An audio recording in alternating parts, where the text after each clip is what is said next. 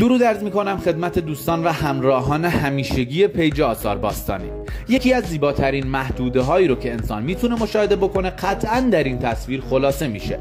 محدوده باستانی با نماد شاخص سردیس شاهی که با تمام جزئیات به زیبایی معماری شده و حتی تاج روی سر نماد به راحتی قابل تشخیص هست. در این محدوده قطعا مقبره حاکمی محلی وجود داره به همراه تمامی دارایی شخصی حاکم.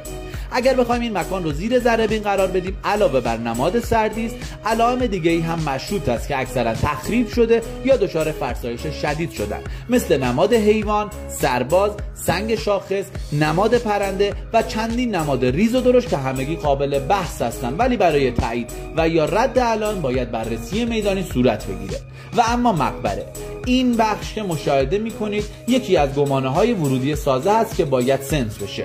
اگر به سردیس کمی دقت کنید متوجه میشید که یک چشم نماد باز هست و چشم دیگری بسته. مسیر دید چشم باز خیلی مهمه.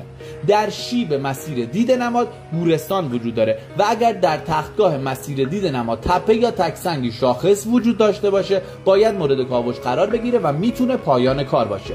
در این بخش هم یک هشتی به چشم میخوره که میتونه خروجی کار بوده باشه که اگر این چنین باشه یقینا بخشی از این سازه در گذشته غارت شده. عزیزان، سازه های این چنین طی چندین سال و با تعداد نفرات بالا معماری میشدن، پس فکر نکنید طی یکی دو روز و حتی یکی دو هفته به دارایی این سازه ها دسترسی پیدا میکنید. این سازه ها غیر قابل نفوذ معماری میشدن و اگر هم کسی وارد میشده قطعا خارج شدنش دست خداست.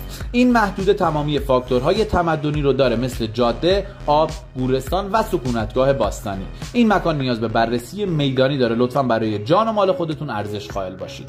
پیروز و مانا باشید.